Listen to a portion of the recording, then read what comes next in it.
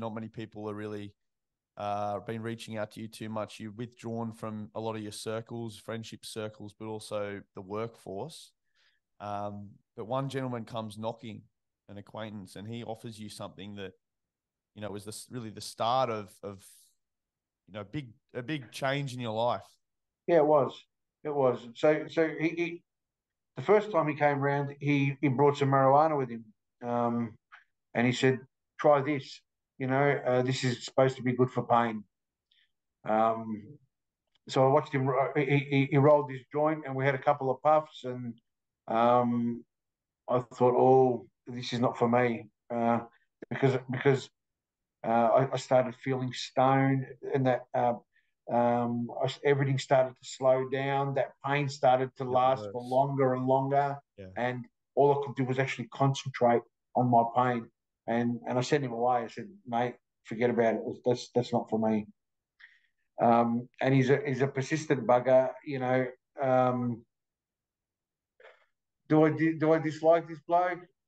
Probably not, because in his own world and his own way, he was only trying to help me. Yeah.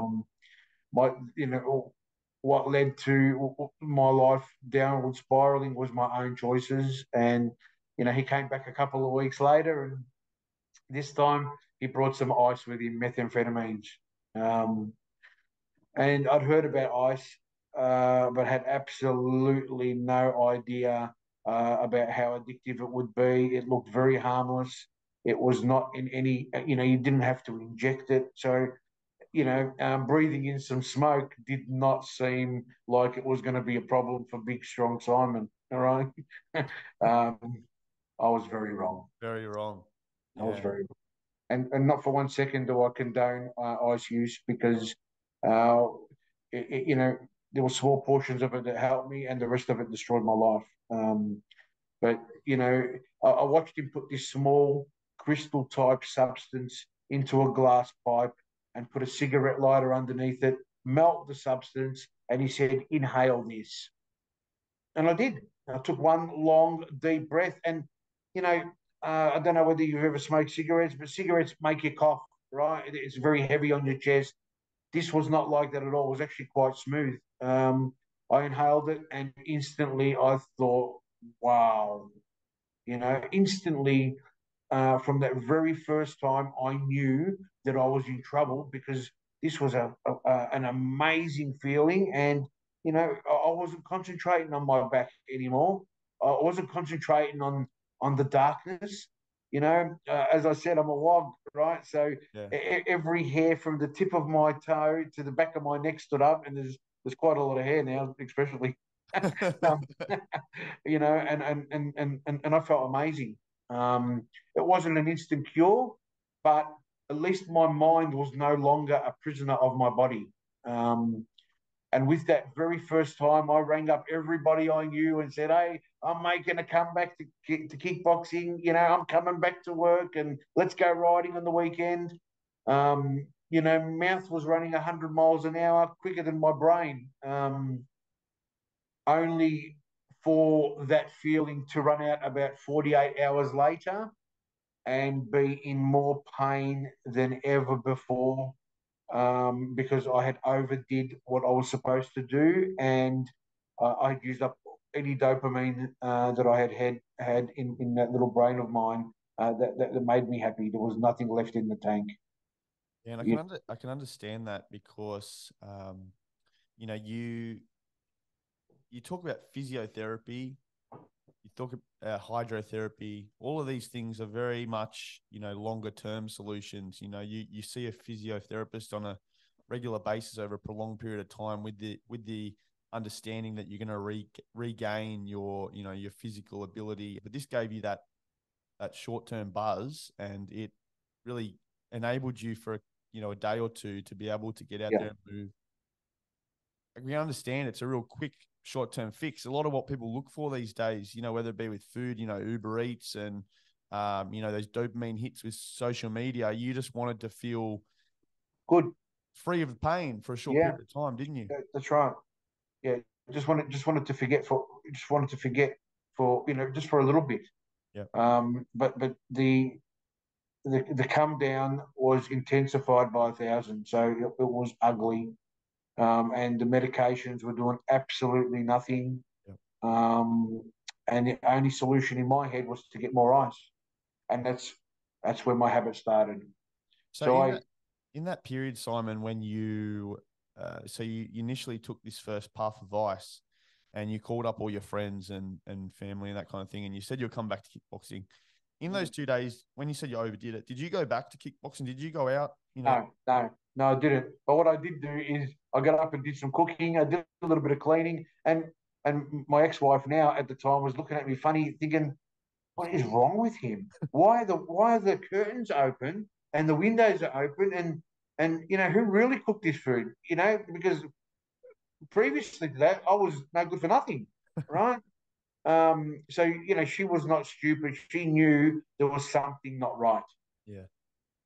You And so know, this is as we said, the start of that downward spiral. You felt useless. You felt as though your pain had gotten worse after that when you'd taken the ice. So you were having those withdrawals, and then you had to go back in. So you thought, I'm going to self-medicate. correct. And this really had a big impact on a lot of Yeah. things. I mean, I thought,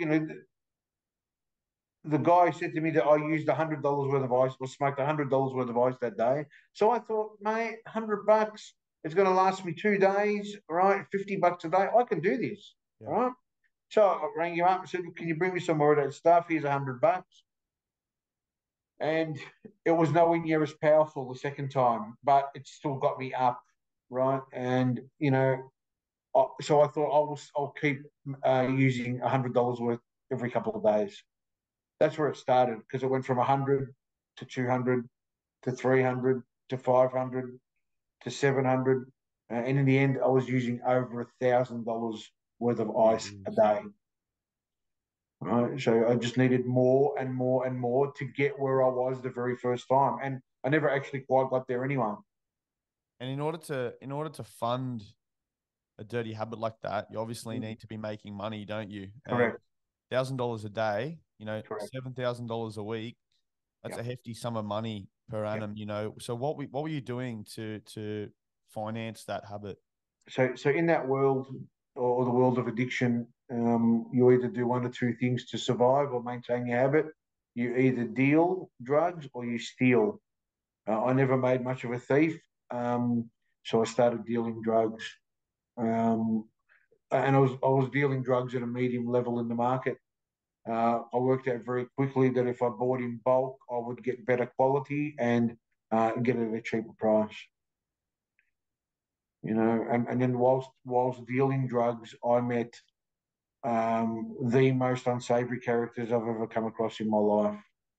Whilst dealing drugs, I was shot in the thigh, and I was stabbed 3 times in the back of the neck, and I was nearly killed. Um, I had dealt. I've never dealt with people like that in my life. Did not know what to expect. I was a farm boy, and all of a sudden I'm dealing with people from the underworld, which was a completely different kettle of fish to what I was used to. So were these, You was know, this, was these stabbings from attempted theft? That would have been the other side of yeah, the coin that you would have had to go through to get your ice. Is that correct? yeah. What happened was, in this process, I had started up a wrecking yard.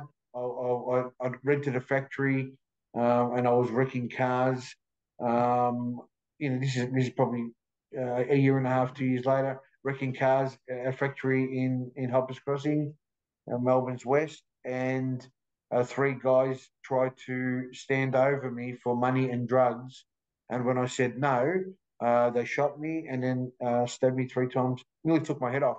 If I had a very thick silver chain, and the on the third stabbing, the point of the knife got caught in the silver chain, and that's what stopped them from severing my spinal cord. You, for one reason or another, you managed to survive this, and there has to be some silver lining, doesn't there, Simon, with all of this? Yes, yeah, and in the very depths of all that, the stabbing, the shooting, the dealing, um, in a world of pain, top things off, my father dies, and a short time later, my brother dies, and 3 months after that, my mother dies, and then 12 months after that, my daughter dies. So again, in that world, to mask the pain, I just use more and more and more drugs. So I didn't have to feel anything. Didn't want to be here anymore.